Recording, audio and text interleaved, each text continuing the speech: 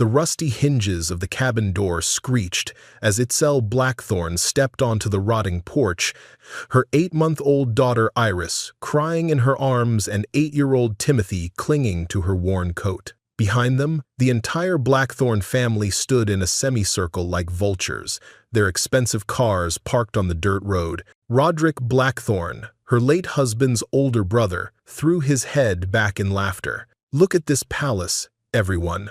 Our dear sister-in-law's grand inheritance." Cordelia Blackthorne, Garrett's sister, adjusted her designer sunglasses and sniffed the damp air with distaste. $1 worth of luxury living. Maybe you can rent it out for 50 cents a night. The family erupted in cruel laughter as baby Iris wailed louder, disturbed by the harsh sounds. Itzel pressed her lips together, refusing to give them the satisfaction of seeing her cry. She'd spent the last of her savings on plane tickets to England after their family lawyer had informed her of her inheritance, believing there must have been some mistake. Now she realized the mistake had been hers, expecting decency from people who had none. Young Timothy tugged at his mother's sleeve, his small face confused as he pointed through the mountain mist. "Mama, whose castle is that?" In the distance, barely visible through low-hanging clouds, sat a magnificent structure with towering spires and ancient stone walls, a stark contrast to the dilapidated cabin. Marcus Blackthorne, the youngest brother, followed the boy's gaze and snorted. "That's Ravenscroft Castle, kid. Belongs to some rich English lord who abandoned it decades ago. Maybe your mommy can wave at it from her mansion here." More laughter echoed across the valley. "We've arranged for the utilities to be connected," Roderick added. "Consider it our housewarming gift. The cabin has been sitting empty since our grandfather bought this land in the 50s. He never could sell it. Something about encumbrances on the deed, whatever that means. We should go if we want to make our flight. The lawyers have handled all the paperwork. The cabin is officially yours. Itzel, enjoy your new kingdom, Your Majesty," Roderick called out as they piled back into their luxury vehicles. The convoy of cars disappeared down the mountain road. Itzel stood alone with her children, fighting back tears that threatened to spill over. The enormity of her situation crashed down upon her shoulders. She was in a foreign country with 2 small children, almost no money, and nowhere else to go. She pushed open the cabin door. Surprisingly, it was solid oak, despite its appearance, moving heavily on hinges that hadn't been oiled in decades. Inside, dust motes danced in shafts of sunlight streaming through broken windows, revealing a space that was both better and worse than she'd expected. "At least it's dry," she murmured, setting Iris's carrier down on what appeared to be the cleanest patch of floor. The baby had finally stopped crying and was blinking curiously at her new surroundings. The main room was larger than expected, with a massive stone fireplace that seemed oddly grand for such a humble dwelling. "It's like a pioneer house from my history book," Timothy observed. He ran his small hand along the wooden wall. "But super old." Itzel set to work immediately, finding an old broom in a corner and attacking the cobwebs that hung from the ceiling like lace curtains. Timothy helped by picking up debris and carrying it outside. Together, they managed to clear enough space in the main room to lay out their sleeping bags. "There's a pump out back, Mama," Timothy called out. "And it works. I got water." Small mercies, Itzel thought. At least they wouldn't die of thirst. As evening approached, she focused on making the fireplace usable. Despite the spring season, the English countryside grew chilly at night. She found some dry wood stacked in a lean-to shed and soon had a small fire crackling in the hearth. Timothy explored while Iris slept in her carrier.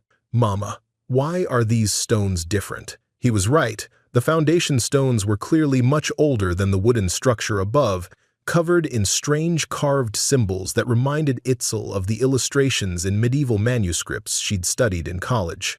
"I don't know, sweetheart," she joined him. "This cabin might be built on something much older." As night fell and they huddled around the small fire, Itzel opened her backpack and took inventory of their supplies. A few jars of baby food, some crackers, 2 bottles of water, a box of diapers. It wouldn't last long. Tomorrow she would need to find the nearest town and figure out their next steps. "We're going to be okay," she told Timothy. "This is just temporary. I promise." "I know, Mama," he said. "Dad always said you were the strongest person he ever met." Tears pricked at Itzel's eyes. Garrett had been her rock, her partner in everything. His death had left a hole in her heart that nothing could fill. She kissed Timothy's forehead and moved to check on Iris. That's when she noticed something peculiar. The floorboards in the center of the room didn't quite match the others. They were newer, as if they were replaced to cover something beneath.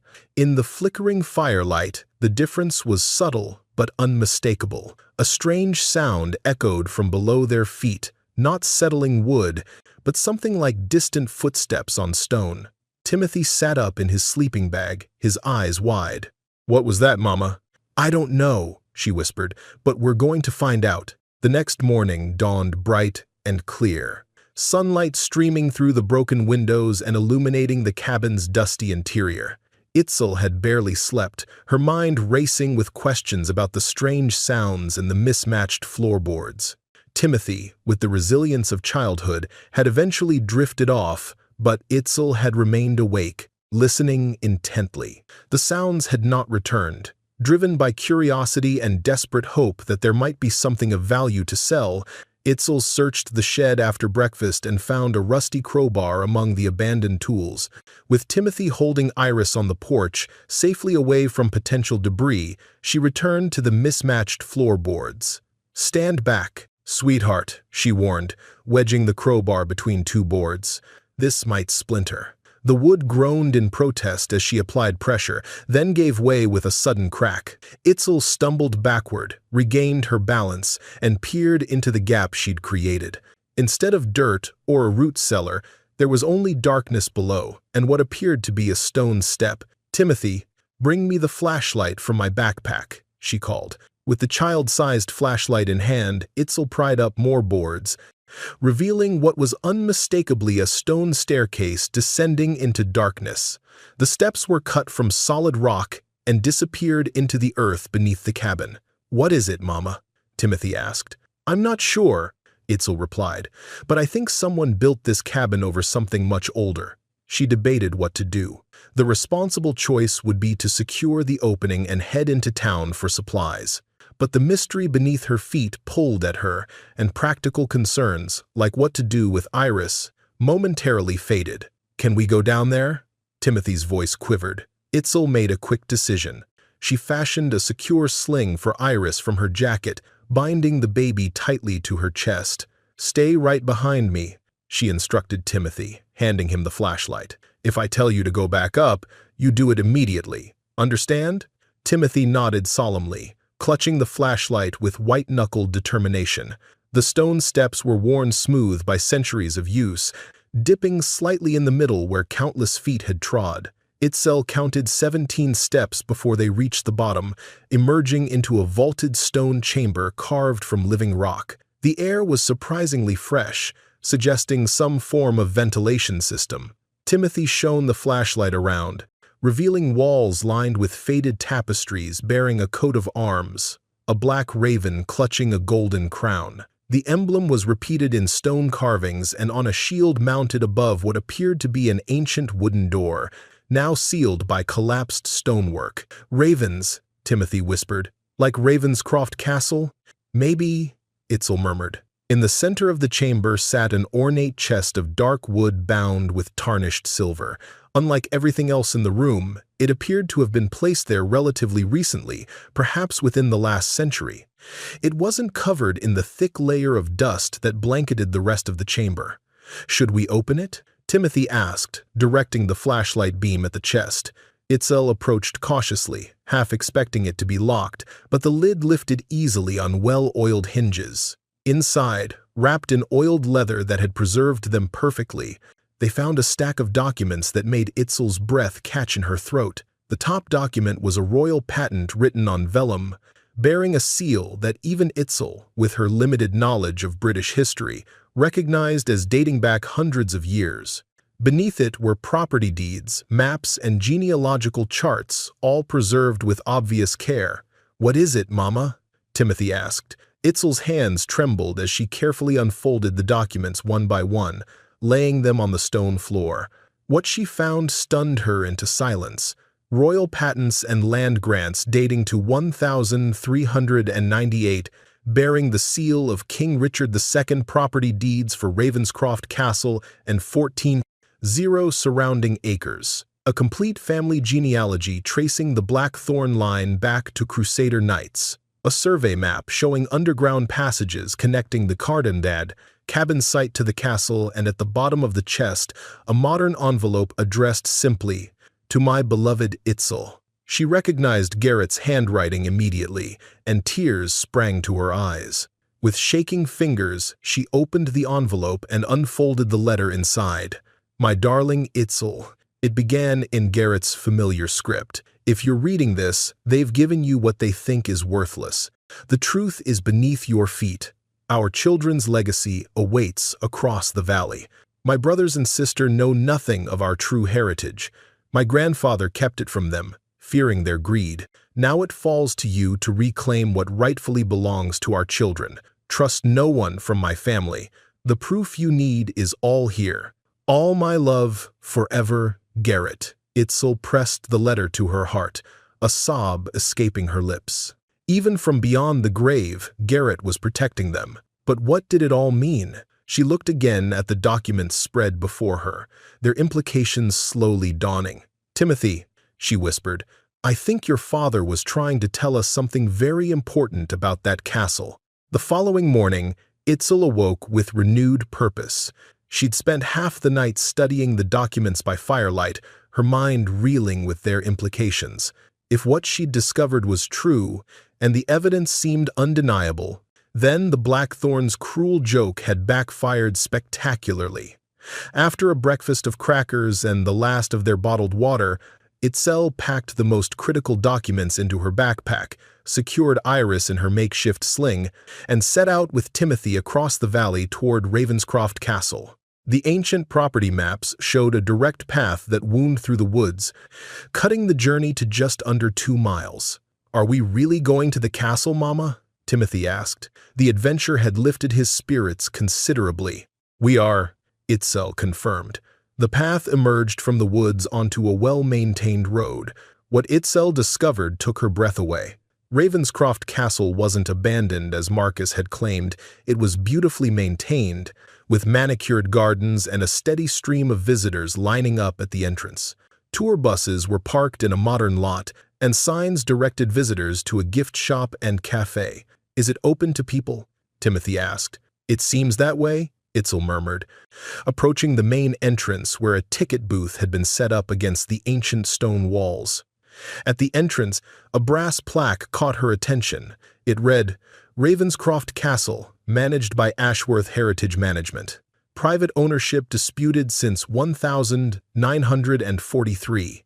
Daily tours available." Itzel stared at the words, "ownership disputed." It aligned perfectly with what she'd discovered in the documents. A legal battle had erupted during World War II when the last known heir had died without children. According to the genealogy charts, Garrett's grandfather had been the rightful heir but had never pressed his claim, choosing instead to start a new life in America. A woman in her 50s approached, clipboard in hand, looking curiously at Itzel and the children. She wore a tailored blazer with a name badge that identified her as Dr. Helena Ashworth. "Can I help you?" she asked. "If you're here for the tour, tickets are available at the booth." "Actually," Itzel began hesitantly, "I'm here about the ownership situation mentioned on your plaque. That's a complicated legal matter handled by our solicitors in London." "If you're a journalist—" "I'm not," Itzel interrupted. "My name is Itzel Blackthorn.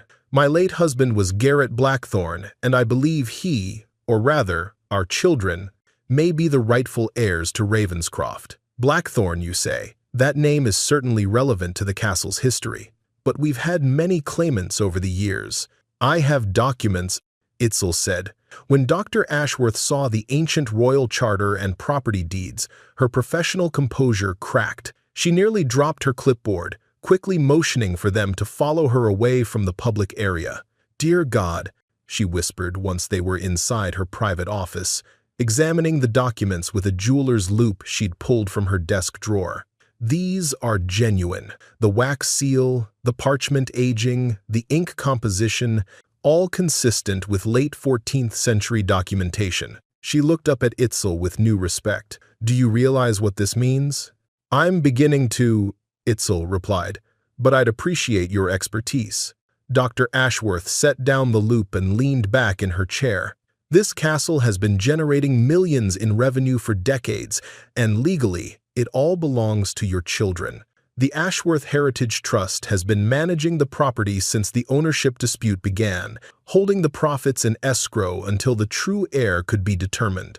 Over the next hour, Dr. Ashworth gave them a private tour of the castle, revealing the full scope of what Itzel had inherited. The medieval structure was far more than just a historic building. It was a thriving enterprise. The 12th century Norman kept housed priceless medieval artifacts, attracting scholars from around the world. Tudor galleries displayed original portraits worth millions individually. Victorian staterooms were rented for weddings at €50 per event. The gift shop and restaurant generated £300 annually, while film production companies paid £100 or more to use the castle as a location for period dramas. Current annual net profit is approximately £4.2 million, Dr. Ashworth explained as they stood on the battlements overlooking the vast estate. That's about $5.2 million in American currency, all held in trust, accumulating interest, waiting for the rightful owner to claim it. Itzel gripped the stone parapet to steady herself. The amount was staggering.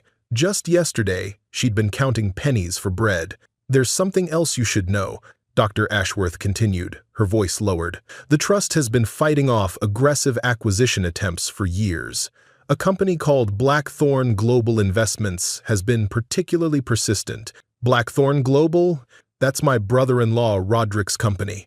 "Indeed," Dr. Ashworth noted. "He's offered to buy the property outright several times, claiming family connection but never providing documentation like yours. The trust always refused, stating that the property wasn't for sale until ownership was legally established. He knew," she whispered. "Roderick knew about the castle's connection to our family. That's why he gave me the cabin. He thought the documents were lost or destroyed." "If these papers check out," Dr. Ashworth said, gesturing to Itzel's backpack, "and I believe they will, your children stand to inherit not just this castle, but one of the largest private fortunes in English heritage properties." Timothy, who had been unusually quiet during the tour, tugged at his mother's sleeve. "Does this mean we're not poor anymore, Mama?" Before Itzel could answer, her phone chimed with an incoming message, the first since they'd arrived in England, and she'd turned on international roaming. It was a text from an unknown number. "Saw you at the castle. Big mistake. Some things should stay buried. We'll be taking the children for their own safety." Itzel's blood ran cold as she showed the message to Dr. Ashworth, whose face paled. "I think," the heritage director said, "we should call my solicitor immediately, and perhaps the police as well." Word spread through the heritage management community like wildfire. By evening, local news vans had gathered at the castle gates, and by the following morning, the story had reached international outlets. "American Widow Discovers Castle Fortune," read one headline. "From Dollar Cabin to 100 Million Castle," proclaimed another. Dr. Ashworth had insisted that Itzel and the children stay in the castle's dark, private apartments, usually reserved for visiting dignitaries. "It's safer here," she'd explained. Itzel was grateful for the protection, especially after the threatening text message. The police had taken it seriously, documenting the threat and increasing patrols around the castle grounds. On the third day, exactly as Dr. Ashworth had predicted, the Blackthorn family descended on the valley like locusts. Roderick arrived in a helicopter that landed on the castle's ancient jousting field, the downdraft threatening the carefully tended rose bushes. Cordelia and Marcus followed in a convoy of black SUVs, accompanied by a team of expensively dressed lawyers clutching leather briefcases. From the safety of Dr. Ashworth's office, Itzel watched through the window as they approached the main entrance, no longer laughing as they had been at the cabin. "Shall I meet with them?" Dr. Ashworth asked. "No," Itzel said. "Let them talk to your legal team. I don't trust myself not to say something I'll regret." Dr. Ashworth nodded. Wise decision. The solicitors will record everything. Later that afternoon, security footage showed Roderick in the castle's conference room, his face flushed with anger as he pounded the antique table. "This is obviously a hoax," he declared to the assembled lawyers and castle administrators. "Those documents are forgeries. My family has been researching our genealogy for years. There's no castle in our lineage." One of the Ashworth Trust lawyers, a silver-haired woman with penetrating eyes, slid a folder across the table. "These are the preliminary authentication reports from 3 independent experts. The documents are genuine, dating exactly to the periods they claim to represent. Furthermore, we've located corroborating evidence in the county archives." Marcus, always the quietest of the siblings, looked increasingly uncomfortable. "Perhaps we should discuss this privately," he suggested to Roderick, who silenced him with a glare. Cordelia, ever the family diplomat, adopted a different strategy. When the legal confrontation yielded no results, she approached the castle staff, putting on her most sympathetic voice for anyone who would listen. "We're very concerned about Itzel's mental state," she told a groundskeeper who had no idea who she was. "Grief can make people believe impossible things. We only want to help our dear sister-in-law get the professional help she needs." Her words reached Itzel through the castle staff, who had already formed a protective circle around the new lady of the castle and her children. Timothy had become something of a mascot to the tour guides, who delighted in teaching him about his ancestors depicted in the portrait gallery. But the Blackthorns weren't finished. That evening, Itzel received a call from the family's attorney in America. "Mrs. Blackthorn, I'm required to inform you that my clients have filed for emergency custody of Timothy and Iris, claiming you are suffering from delusions and putting the children at risk by dragging them to England on a wild goose chase." Itzel nearly dropped the "Dus Essel" phone. "They're doing what?" "The filing claims you're mentally unstable, living in a dilapidated cabin with no running water and refusing professional help. They're requesting temporary custody until a full psychological evaluation can be performed." The legal battle had begun in earnest, with millions at stake and the Blackthorns willing to use even her children as pawns. Dr. Ashworth found Itzel sitting on the floor of the luxurious guest apartment, tears streaming down her face as Timothy tried to comfort her. "It's going to be all right, Mama," he kept saying. Dr. Ashworth knelt beside them. "Your son is wiser than most adults I know," she said. "And he's right.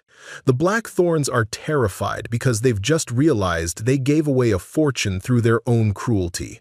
She helped Itzel to her feet, "But we're not going to let them win.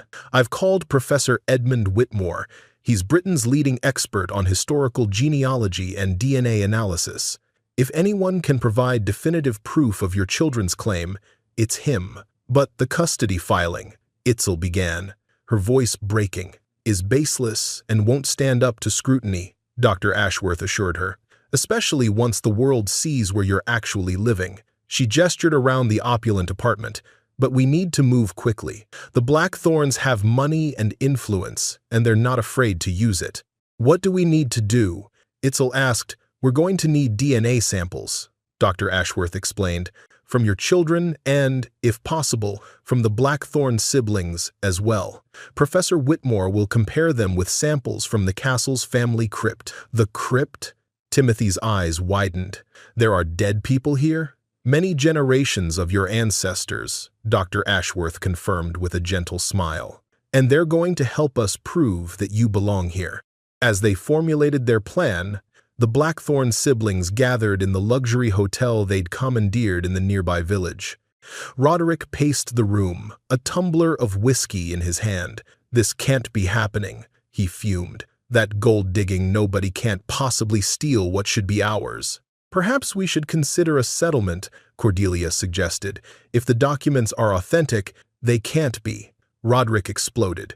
"And even if they are, who's to say Garrett's brats are the rightful heirs? For all we know, she cheated on him. We should demand paternity tests." Marcus, staring out the window at the castle silhouetted against the evening sky, spoke without turning around. "What if we've been wrong all along? What if grandfather knew about the castle and deliberately kept it from us? Roderick's glass shattered against the wall near Marcus's head. Don't you dare suggest that. We're the true Blackthorns. That woman and her children are nothing. As Marcus dabbed whiskey from his sleeve, a hotel porter knocked on the door, delivering an envelope bearing the Ashworth Heritage Trust seal. Inside was a formal invitation. The board of the Ashworth Heritage Trust requests the pleasure of your company at Ravenscroft Castle tomorrow at 10 a.m. for a genealogical presentation by offers Professor Edmund Whitmore regarding the definitive determination of Ravenscroft's rightful heirs. Cordelia scanned the invitation, then looked up at her brothers with trepidation. It sounds like they've found something conclusive. Or they're bluffing, Roderick countered. Get me our PR team. We're going to need to control this narrative before it gets out of hand. Professor Edmund Whitmore arrived at Ravenscroft Castle at dawn, a compact man with wild white hair and the energetic demeanor of someone half his 70 years. He carried specialized equipment in aluminum cases and was accompanied by 2 graduate students who treated him with reverent deference. "Dr. Ashworth, wonderful to see you again," he called out. "And this must be Mrs. Blackthorn and the young heirs." He beamed at Itzel and the children. Remarkable story. Simply remarkable. Can't wait to get to the bottom of it. Itzel found his enthusiasm oddly comforting after days of tension. "Thank you for coming, Professor. I understand you're the best in your field." "Oh, the very best," he agreed. "Now, I've reviewed the documents you sent over, and they're extraordinary. The genealogical charts are particularly detailed, quite unusual for the period, but documents can be forged, even expertly.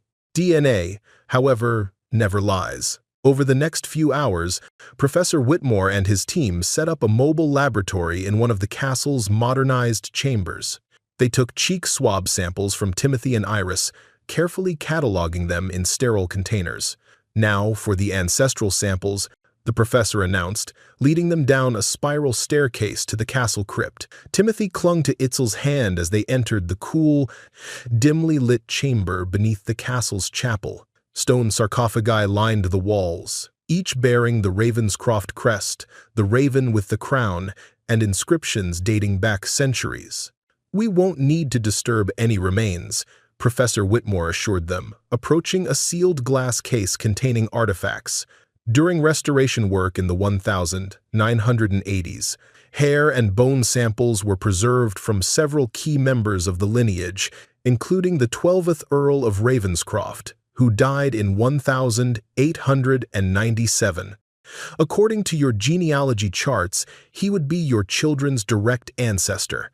While the professor worked, Dr. Ashworth gave Itzel a quiet update. "The Blackthorns have confirmed they'll attend the presentation. They've brought their own expert, a genealogist from Columbia University, but I'm not concerned. Edmund's reputation is unassailable." At precisely 10 a.m., the Blackthorn siblings arrived, accompanied by their legal team and a stern-looking woman introduced as Dr. Elaine Harper, their genealogical expert. Roderick refused to look directly at Itzel, while Cordelia made a show of asking about the children's welfare with honeyed insincerity. Marcus alone seemed genuinely uncomfortable, offering Itzel a small nod that might almost have been apologetic. Professor Whitmore commanded the room the moment he began speaking, his academic authority silencing even Roderick's attempts at interruption. "Ladies and gentlemen, what we have here is a genealogical mystery spanning 6 centuries," he began.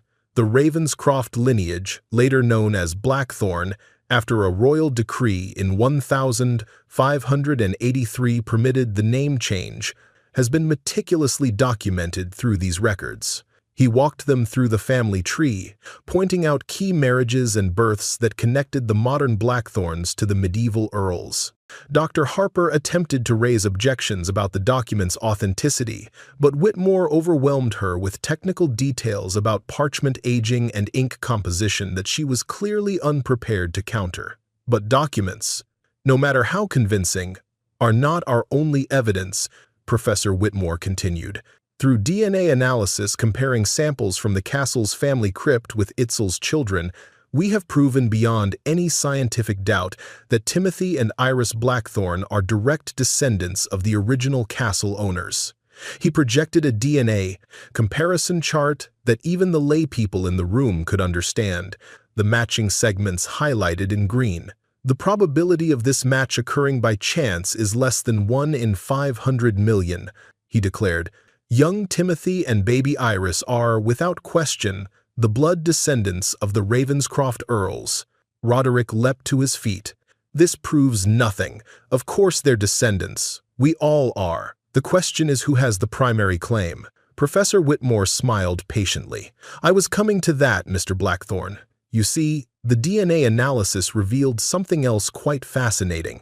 He clicked to the next slide. When we compared your DNA profile, obtained from the water glass you used during yesterday's meeting, with the ancestral samples, we found something unexpected. The new chart showed far fewer green segments in Roderick's column. You, Mr. Blackthorne, along with your sister and brother, are indeed related to the Ravenscroft line, but not through the direct male lineage as young Timothy Island. Your connection comes through a female relative who married into the family in 1897.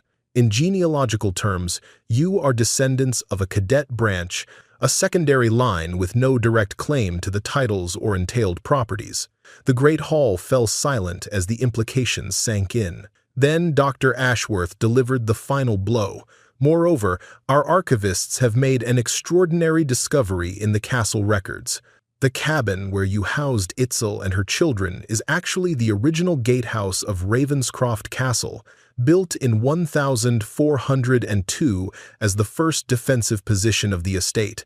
The underground chamber Itzel discovered was a secret vault designed to protect the family documents during times of war. She turned to Itzel. When you were mockingly given the deed to that worthless property for $1, you were actually given the key to unlocking the entire estate's ownership. More shocking discoveries emerged as Professor Whitmore continued his presentation. The castle archives, now fully open to investigation, revealed treasures beyond imagining. Hidden chambers within the castle walls containing medieval gold and jewels worth £2 million.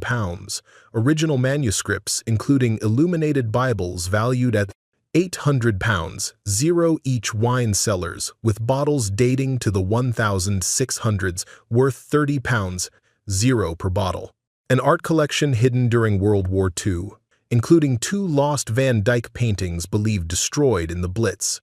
The total value of these previously undocumented assets, Dr. Ashworth concluded, exceeds £40 million, but the most damning evidence against the Blackthorne siblings came from their own genealogy research.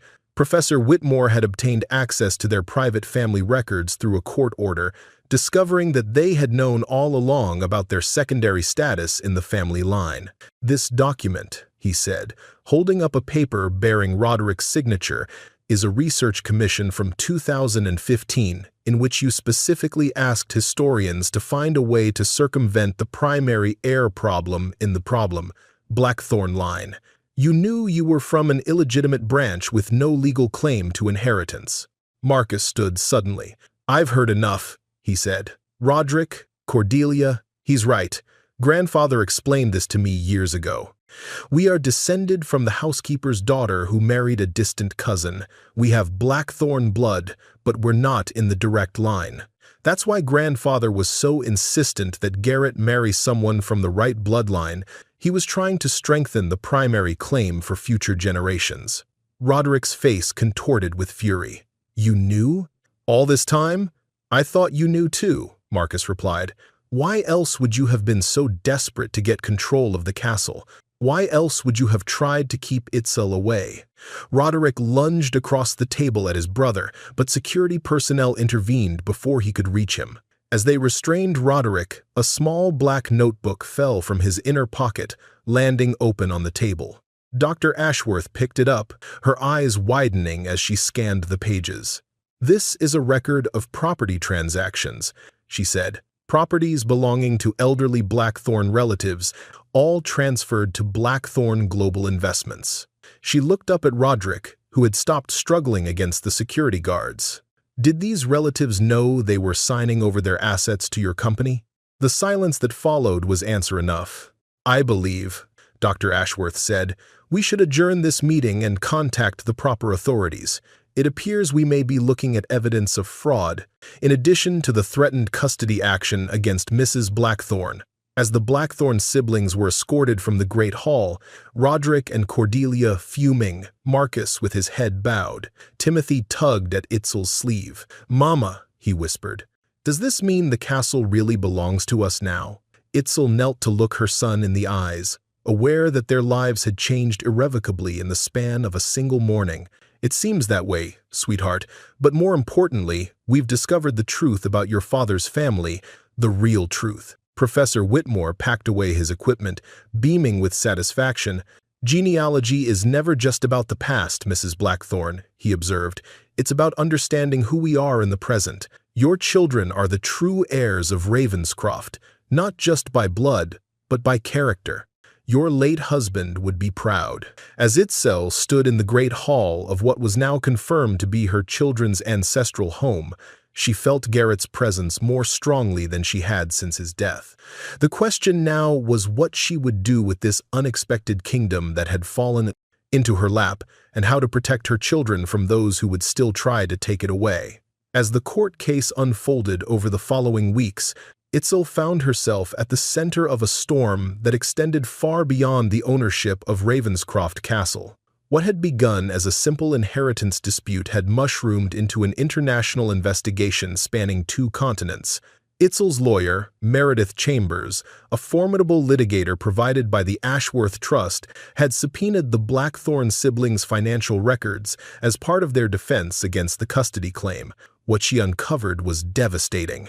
The Blackthorne siblings have been systematically defrauding elderly relatives for years, Meredith explained during a private meeting in the castle's library. They used forged documents to claim inheritances that weren't rightfully theirs. Dr. Ashworth, who had become Itzel's closest ally, shook her head in disgust. "How many victims are we talking about?"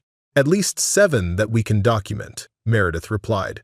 "All elderly Blackthorne relatives, most suffering from dementia or other cognitive impairments. The siblings would visit, present documents that appeared to be investment opportunities, and walk away with property deeds, stock certificates, and other assets. They targeted their own family," she whispered. "Their own blood. That's what makes it so insidious," Meredith agreed. "The victims trusted them implicitly because of the family connection. I've forwarded all of this to the FBI. They've opened an investigation. Within days, the FBI's white-collar crime division had dispatched agents to interview the Blackthorne siblings, who had retreated to their hotel in the village. Bank records obtained through federal warrants showed they'd stolen over $3.2 million from family trusts and elderly relatives across 3 states. The investigation quickly spiraled, with financial crimes investigators from both American and British authorities collaborating across borders. The Blackthorns' assets were frozen, and their passports confiscated to prevent flight risk. Meanwhile, the custody case against Itzel collapsed as spectacularly as it had been filed. Judge Eleanor Hargrove of the Family Division of the High Court took one look at the evidence and dismissed the case with prejudice, adding a stern rebuke to the Blackthorns for attempting to weaponize the family court system for financial gain. "These children are clearly well cared for and deeply loved," the judge noted. "The custody petition appears to be nothing more than a shameful attempt to gain control of their inheritance. This court will not be party to such manipulation." With the custody threat neutralized, Itzel could focus on securing her children's legacy. The Ashworth Trust formally recognized Timothy and Iris as the rightful heirs to Ravenscroft, transferring control of the estate and its considerable trust fund to Itzel as their guardian. The criminal case against the Blackthorne siblings moved swiftly. Prosecutors in both countries coordinated charges, focusing on the most egregious examples of fraud. The evidence was overwhelming: forged signatures, manipulated bank transfers, and testimonies from caregivers who had witnessed the siblings' visits to vulnerable relatives. In a dramatic courtroom moment that made international Headlines: Roderick broke down under cross-examination, trying desperately to negotiate immunity by implicating his siblings. "We thought we were the real heirs," he shouted. "We deserved that money more than some stranger Garrett dragged home." Cordelia maintained her innocence until presented with her own signature on forged documents. She actually fainted when the judge announced criminal charges, collapsing in the witness box and requiring medical attention before proceedings could continue. Marcus, surprisingly, offered a full confession and expressed genuine remorse. "I was weak," he admitted to the court. "I knew what we were doing was wrong, but I never had the courage to stand against my brother and sister.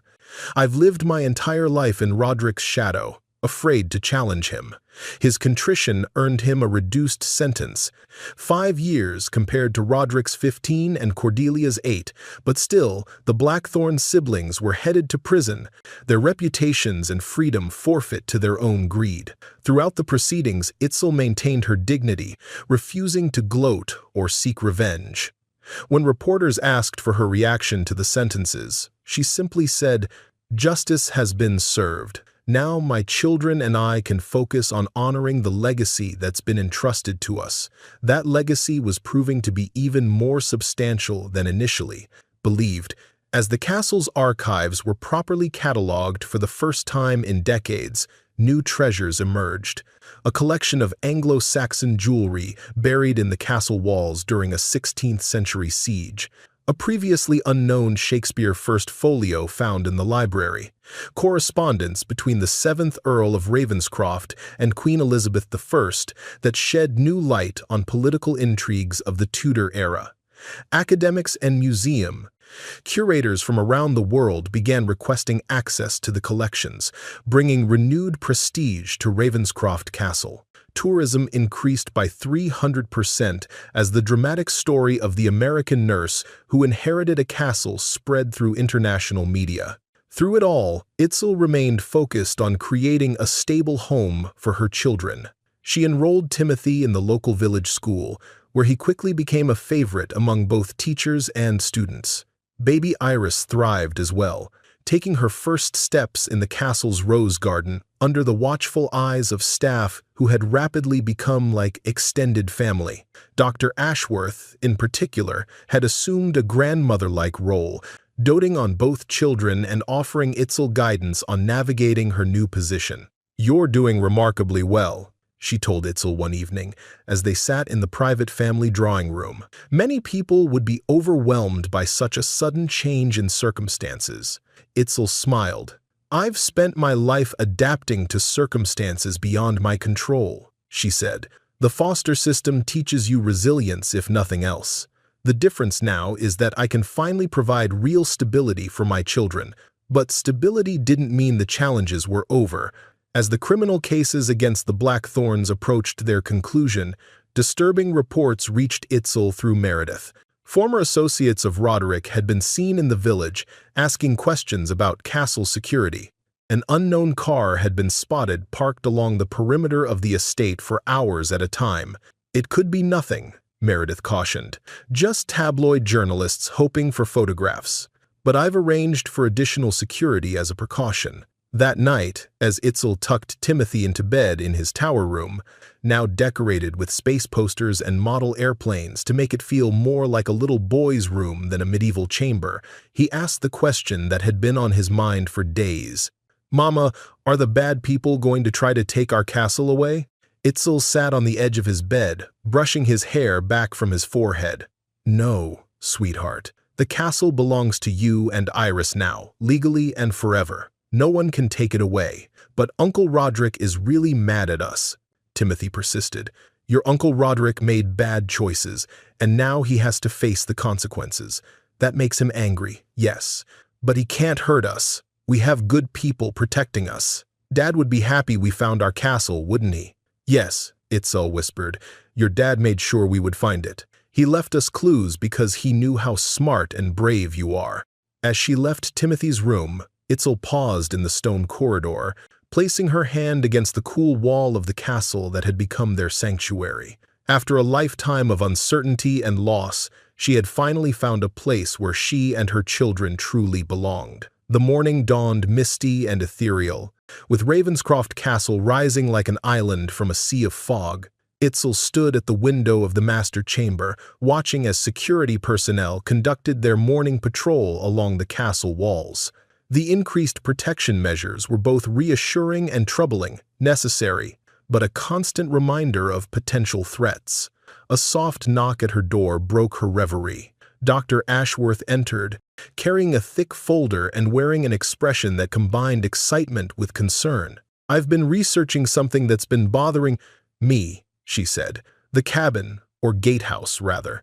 Why would Garrett's grandfather have purchased it separately from the castle, and why keep the family documents there instead of in the castle archives?" Itzel gestured for her to sit. "I've wondered that myself. It seems an odd place to hide such important papers." "Exactly." Dr. Ashworth spread photographs across the table, aerial views of the estate from different periods. "Look at these. In 1943, when the ownership dispute began, the gatehouse was still clearly part of the castle grounds. But by 1950, a new property line had been drawn, separating it from the main estate." She pointed to a document, a deed transfer. "This shows that Thomas Blackthorne, Garrett's grandfather, purchased just the gatehouse property in 1951, shortly after moving to America. He paid a nominal sum to the trust that was managing the disputed estate. But why?" Itzel asked. "Why not try to claim the entire castle if he had the documentation to prove ownership?" "I believe he was playing the long game," Dr. Ashworth explained. "Europe was still recovering from World War II. The legal battle would have been expensive and protracted, with no guarantee of success. By purchasing just the gatehouse, which everyone else considered worthless, he secured the documentary evidence for future generations while avoiding a direct confrontation. So he hid the documents beneath the floorboards and waited," Itzel murmured. "But why didn't he tell his family? Why didn't Garrett know until—" She trailed off, a new thought forming. "Until when?" Dr. Ashworth prompted. "Until shortly before he died," Itzel said.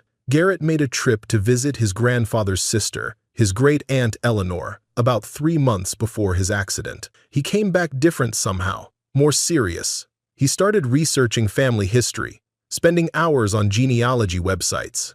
Eleanor Blackthorne is still alive. She's 94 and lives in a retirement community in Virginia. I found her while tracing the family connections. You think she told Garrett about the castle?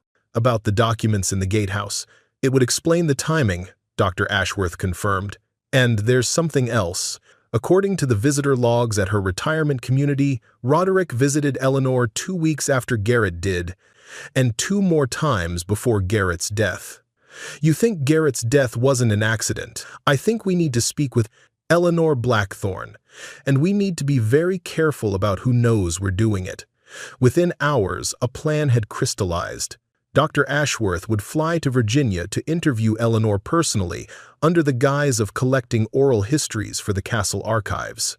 Itzel would remain at Ravenscroft with the children, maintaining normal routines to avoid arousing suspicion. Meredith Chambers, who had joined their inner circle of trust, arranged for additional security measures, subtle ones that wouldn't be easily detected. Castle staff were vetted more thoroughly, visitor logs scrutinized, and Timothy's school was briefed on enhanced pickup procedures. "We're probably being overly cautious," Meredith acknowledged, "but with the sentencing hearing approaching, tensions are high. We can't be too careful." The next 5 days passed with excruciating slowness. Itzel maintained a calm exterior for Timothy's benefit, but internally she was a bundle of nerves. Each night, she checked and rechecked the locks on the children's rooms, grateful for the castle's thick walls and limited access points. On the evening of the 5th day, Dr. Ashworth returned, looking exhausted but triumphant. She met Itzel in the secure conference room they'd established in the castle's former war room, deep within the Norman keep. "Eleanor Blackthorne is a remarkable woman," she began, sharp as a tack at 94, and not at all intimidated by Roderick or his threats. "She confirmed our suspicions, and then some." Dr. Ashworth played a recording of the interview, Eleanor's voice was thin but clear, her Virginia accent still strong despite decades of upper-class elocution lessons. Of course, I told Garrett about his inheritance. It was his birthright. Thomas, my brother, made me promise to tell only the direct heir, and only when the time was right. When Garrett visited me last year and told me about his children, I knew it was time. The direct line would continue. Dr. Ashworth fast-forwarded through some general conversation to another key section. Roderick was furious when he found out I'd spoken to Garrett, demanded to know what I'd told him. When I wouldn't say, he threatened to have me declared incompetent and put in a home. Said he'd take control of my affairs for my own good. But I've outlasted smarter men than my grandnephew. I told him nothing. There were more details about the history of the gatehouse, how Thomas had discovered the hidden chamber during a childhood visit to England, how he had meticulously preserved the documents even as he built a new life in America. He always meant to reclaim the castle, Eleanor explained, but the war came and then business troubles. He died believing he'd failed, but he made me promise to watch over the direct line. When Garrett married that lovely nurse, I was so pleased. She has the strength the Blackthorns have always needed. Did she say anything about Garrett's death? Itzel asked. Dr. Ashworth nodded. She doesn't believe it was an accident. Garrett called her the night before, excited about something he'd discovered in the family research. He told her he was going to confront Roderick the next day. That was the last time she heard from him. The brakes on his car failed, Itzel said. The police said it was mechanical failure, wear and tear, but Garrett was meticulous about maintenance. He never missed a service appointment. Eleanor thinks Roderick found out about the gatehouse but not the exact location of the documents. That's why he gave it to you. He hoped you'd sell it quickly out of desperation, and he could buy it back through a shell company. But I didn't sell, Itzel murmured. I stayed, and found exactly what he'd been searching for. Dr. Ashworth reached across the table and squeezed Itzel's hand. Eleanor recorded a formal statement for the authorities. She's also amended her will to leave everything to your children, with you as trustee. She's quite wealthy in her own right. Her late husband founded a pharmaceutical company. What do we do with this information? She asked finally. Meredith has already forwarded the recording to the FBI agents handling the fraud case. They'll investigate the accident as a potential homicide, but it may be difficult to prove after all this time. And in the meantime, we continue strengthening your position. The sentencing hearing is in 3 days. Once the Blackthorns are formally imprisoned, many of their resources will be cut off. But we need to be vigilant about associates who might act on their behalf. That vigilance paid off the very next day, when security intercepted a castle groundskeeper attempting to access the family quarters with an unauthorized keycard. Under questioning, he admitted that a man matching the description of Roderick's former head of security had offered him £50 to place listening devices in Itzel's rooms and gather information about her daily routines. The groundskeeper was arrested, and security protocols were immediately enhanced. Timothy's school temporarily suspended outdoor activities, keeping students inside the building. Itzel canceled her planned trip to London, where she had been scheduled to meet with heritage conservation experts. The circle is tightening, Meredith observed during an emergency security briefing. We need to assume they're getting desperate as the sentencing approaches. The plan they devised was elegant in its simplicity. Rather than hunker down defensively, they would set a trap, using the castle itself as both bait and weapon. The Ravenscroft estate had survived sieges, civil wars, and Nazi bombing raids. Its ancient stones had protected generations of occupants. Now it would protect its newest mistress and her children. Every possible entry point is now monitored, the head of security explained, showing Itzel the surveillance system. Motion sensors, pressure plates, infrared beams, no one can approach without our knowledge. And the tunnels? Itzel asked. Sealed with steel doors, alarmed and under video surveillance. The only access is through the control room, which requires biometric identification. The trap was baited with carefully leaked information about a newly discovered vault containing in Reblains in biolite. Additional documentation about the Blackthorn inheritance. The story, planted through castle staff known to gossip in the village pub, suggested that Itzel would be cataloging these documents on the night before the sentencing hearing. As darkness fell on that appointed evening, Itzel sat in the secure control room with Meredith and the security team, watching the monitors that showed every approach to the castle. Timothy and Iris had been secretly relocated to Eleanor Blackthorn's Virginia estate that morning, accompanied by Dr. Ashworth and a private security detail. Movement at the north perimeter, the security chief announced just after midnight. 3 individuals approaching through the woods. Itzel leaned forward, studying the thermal imaging that showed 3 figures moving with practiced stealth toward the castle. They avoided the main paths, keeping to the shadows of ancient oak trees that dotted the estate. "They're heading for the old priest's hole entrance," Meredith observed, "just as we anticipated. Hold positions," the security chief instructed his team through the radio. "Let them enter the containment zone." Itzel watched, heart pounding, as the intruders reached the castle wall and began working on the ancient door with modern tools. Within minutes, they had breached the outer defenses and entered the narrow passage that would lead them to the Great Hall. "They're in the containment corridor," the security officer confirmed. "On my mark, 3, 2, 1, execute." On every monitor, Itzel watched as hidden doors slammed shut, trapping the intruders in a stone corridor with no exit. Lights flooded the space, momentarily blinding the men, and security personnel in tactical gear swarmed in from concealed positions. The operation was over in seconds. The intruders, Roderick's former security chief and 2 hired men with military backgrounds, were disarmed and restrained without a shot being fired. "We got them," Meredith said, "and the police have already arrested Roderick's attorney, who was waiting in a car half a mile away. His phone contains text messages explicitly ordering the men to eliminate the problem permanently." Itzel slumped in her chair, relief washing over her. "It's over then." "Yes," Meredith confirmed. "This is the evidence we needed. Attempted murder charges will be added to the fraud case. Roderick won't see freedom again for decades, if ever, and my children will be safe," Itzel whispered.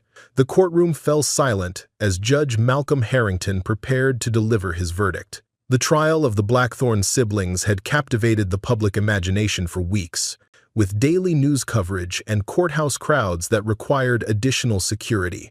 Today's sentencing hearing marked the culmination of a legal process that had exposed decades of fraud, manipulation, and ultimately, attempted murder.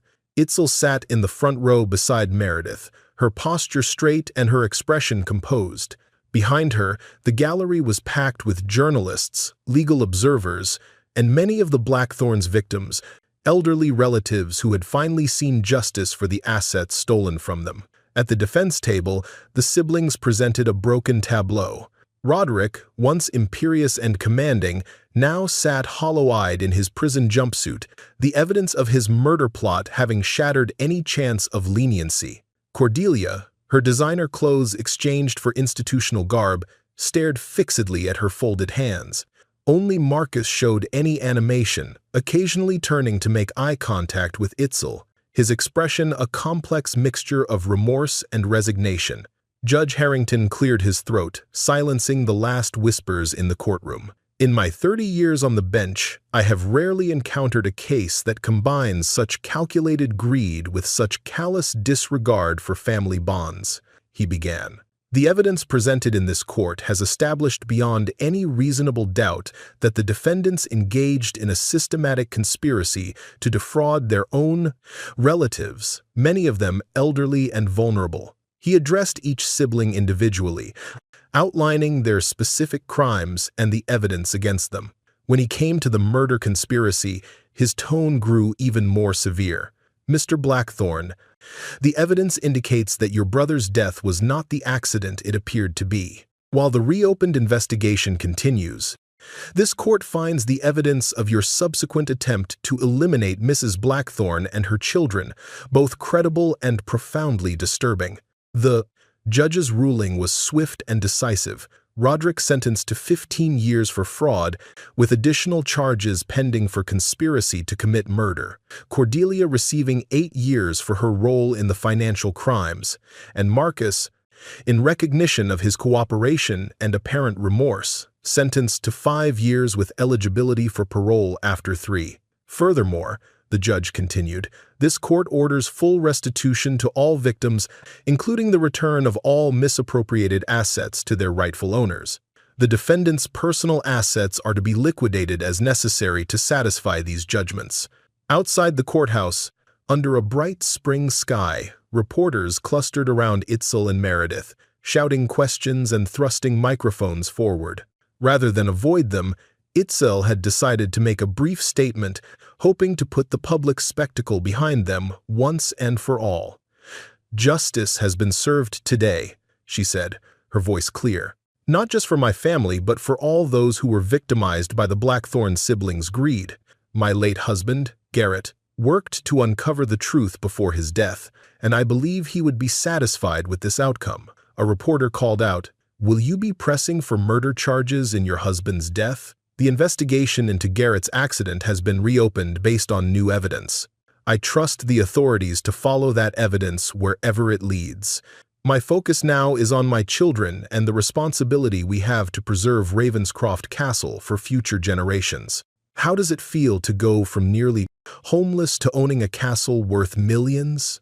The value of Ravenscroft isn't in its price tag, Itzel replied. Its true worth lies in its history, its cultural significance, and what it represents to the community that has maintained it for generations. My children and I are merely the current caretakers of a legacy that stretches back 6 centuries. Before more questions could be shouted, Meredith stepped forward. That's all for today.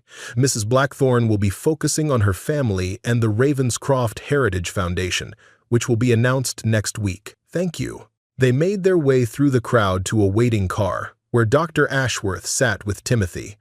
The boy had insisted on being present for the sentencing, feeling it was important to see this conclusion for himself. At 8 years old, he understood more than most children his age, having lived through extraordinary circumstances that had forced him to grapple with adult concepts of justice and betrayal. "Is it really over, Mama?" he asked. Itzel put her arm around him, drawing him close. "Yes, sweetheart. This part is over. Now we can focus on building our new life." Dr. Ashworth smiled from across the car. "And what a life it will be.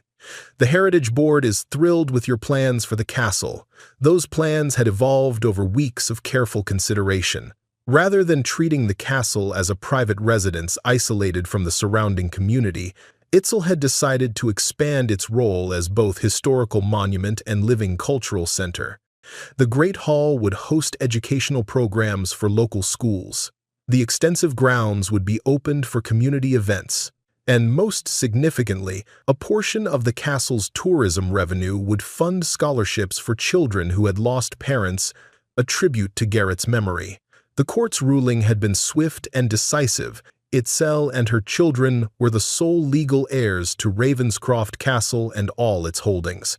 The fraudulent siblings faced federal prison sentences and were ordered to pay $7 million in restitution to their victims that afternoon.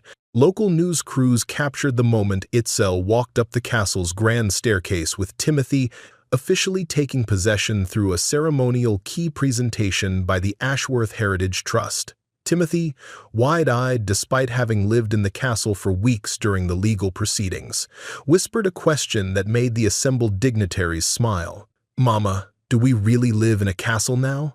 "Yes," Itzel replied. "This is our home, and we're going to make it a home for many others too." In the following days, a stream of well-wishers arrived at Ravenscroft, local villagers bringing traditional welcome gifts, academics eager to access the archives, even distant Blackthorne relatives who had suffered at Roderick's hands and now sought to establish connections with the real family they'd never known existed. Among these visitors was a surprise. Marcus Blackthorne's wife and young daughters, aged 6 and 3. Catherine Blackthorne, a quiet woman who had always seemed overshadowed by her husband's domineering siblings, requested a private audience with Itzel. "I want to apologize," she said. "I suspected what Roderick and Cordelia were doing, but I was too afraid to speak up. Marcus tried to distance us from their schemes, but he was always the weakest of the three." Itzel studied the woman, seeing not an enemy, but another victim of the toxic dynamics that had ruled the Blackthorn family. "Your husband showed courage in the end," she said. "He told the truth when it mattered most. He told me to come to you, to show our daughters that the Blackthorn name doesn't have to mean greed and cruelty. He wants them to know they're cousins, to be part of something better than what he was part of." The request touched something in Itzel that she hadn't expected, a desire for her children to know their extended family, to have cousins and connections beyond the tragedy that had brought them to Ravenscroft. "Your daughters will always be welcome here," she said finally. "Timothy needs a family too. We all do." As Catherine left, promising to return with the girls for regular visits, Itzel felt a weight lifting. The cycle of division and resentment that had poisoned the Blackthorn family for generations was finally breaking. In its place, something new and healthier could grow. That evening, as she tucked Timothy into bed in his tower room, now thoroughly child-proofed despite its medieval architecture, he asked a question that caught her off guard. "Mama, are we rich now?" "We have more than we need," she said. "The castle generates income that will support us and help others too. But true wealth isn't about money, Timothy. It's about having a home, people who love you, and the opportunity to make a difference in the world. Dad would be happy about the scholarship, wouldn't he? Helping kids like me who don't have both parents?" "Very happy," Itzel agreed. As she closed his door, leaving it ajar the way he preferred, Itzel paused in the stone corridor, overwhelmed by how far they had come. From the brink of homelessness to the stewardship of a historic estate, from isolation to the center of a community, from victims to victors. The journey seemed almost as fantastical as the fairy tales she'd once read to Timothy. But unlike fairy tales, their story wouldn't end with happily ever after. There would be challenges ahead, responsibilities to navigate, a legacy to honor.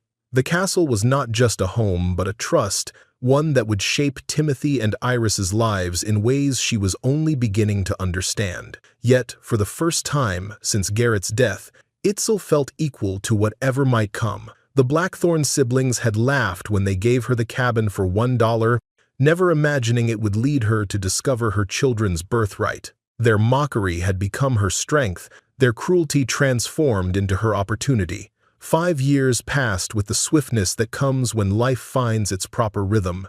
Ravenscroft Castle, once a symbol of ancient nobility, had transformed into something its medieval builders could never have imagined, a living legacy that balanced preservation with purpose, history with humanity. Timothy, now 13, had grown into a thoughtful young man who took genuine interest in his heritage. On weekends, he gave specialized castle tours for children, making history accessible through stories of knights, secret passages, and battles long past. And this is where they stored weapons during the Civil War, he explained to a group of wide-eyed school children, pointing to iron rings embedded in the wall of what was now the gift shop. Not the American Civil War, the English one, when Oliver Cromwell's men tried to take the castle. "My ancestors," he paused, still occasionally marveling at the concept, "supported the king, so they had to hide their best swords when Cromwell's soldiers came." Iris, at 5 years old, had no memory of the cabin or the struggle that had brought them to Ravenscroft. Born into near poverty but raised in privilege, she raced through halls where her ancestors had once ruled, treating ancient suits of armor like playground equipment, despite the tour guide's gentle reminders not to touch. "Careful, Miss Iris," called Albert, the head docent who had worked at the castle for 40 years. "Sorry, Mr. Albert," she called back, already dashing toward the next historical treasure that caught her eye. With her father's dark hair and her mother's determined spirit, Iris was the castle's living heartbeat, bringing childish laughter to rooms that had stood silent for centuries. Itzel had grown into her role as the steward of Ravenscroft with a grace that impressed even the most traditional members of British heritage circles. Under her guidance, the castle had maintained its historical integrity while evolving into a center for education and community. The cabin still sat across the valley, but now she'd restored it as a reminder of humble beginnings. Its roof had been replaced, windows repaired, and interior renovated to serve as a small museum telling the story of the castle's gatehouse and its pivotal role in preserving the Blackthorn legacy. Dr. Helena Ashworth, now in her 60s but still vibrant, had remained as the castle's heritage director and had become like family to the Blackthorns. She entered the solar, carrying a leather portfolio, her sensible shoes clicking on the stone floor. "The preparations for the Harvest Festival are complete," she announced. The annual Ravenscroft Harvest Festival had become a highlight of the local calendar, bringing together villagers, tourists, and heritage enthusiasts for a weekend of medieval-inspired celebrations. There would be archery competitions, traditional music, craft demonstrations, and a feast in the Great Hall that combined historical recipes with modern favorites. "Timothy is taking his role as host very seriously," Itzel replied. "He'll do splendidly," Helena assured her. "That boy was born for this. He has a natural understanding of the responsibility that comes with privilege."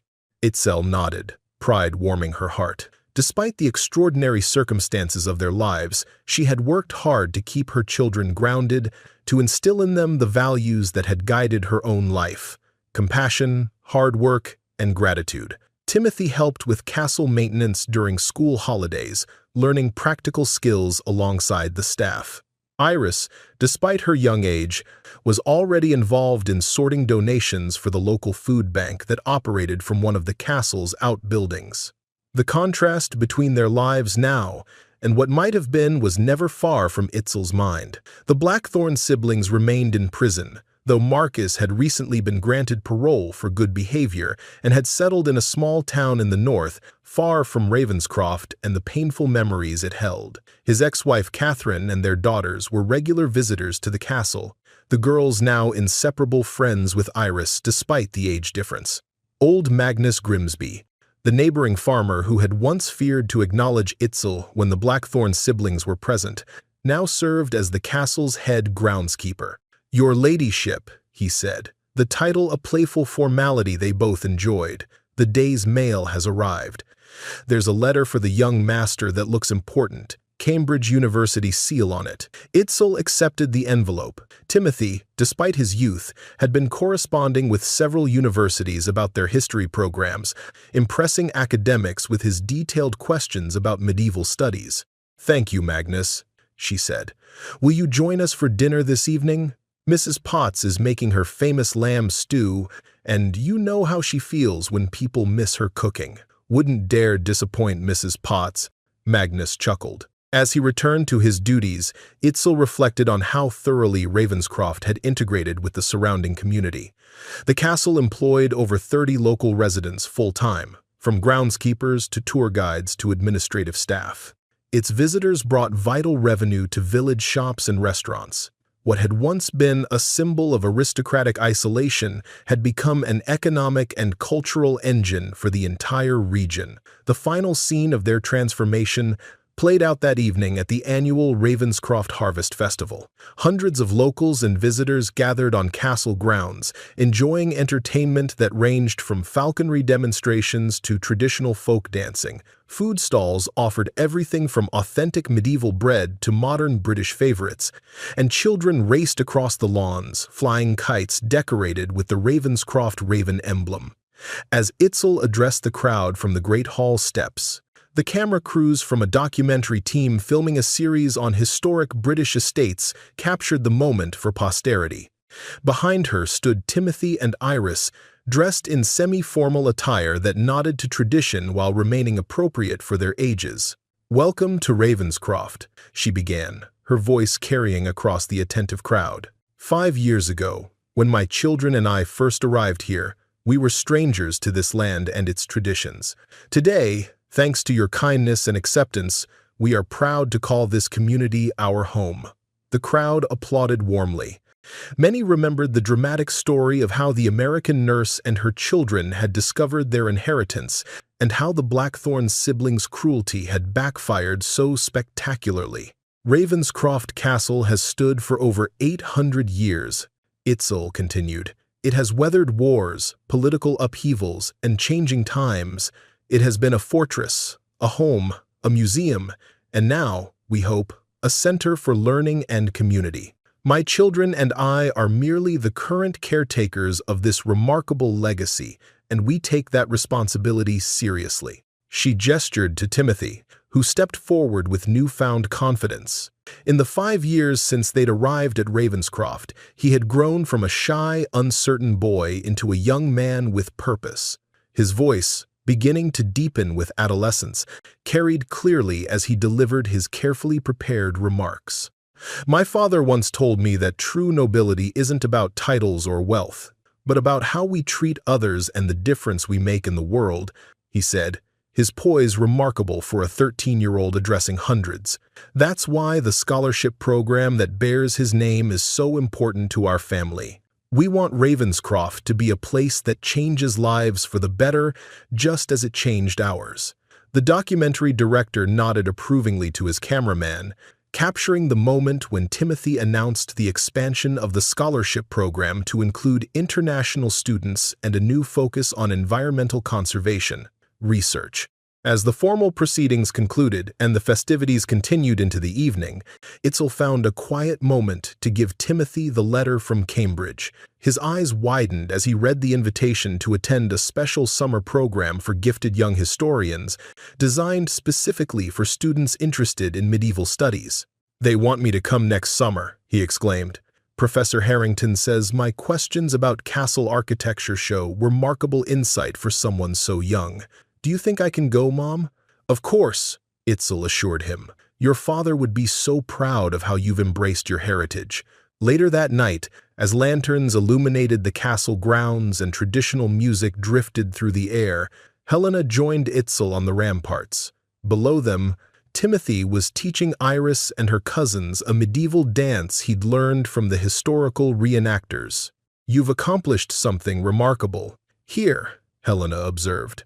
"When I think of how close this place came to falling into Roderick's hands," she shuddered slightly.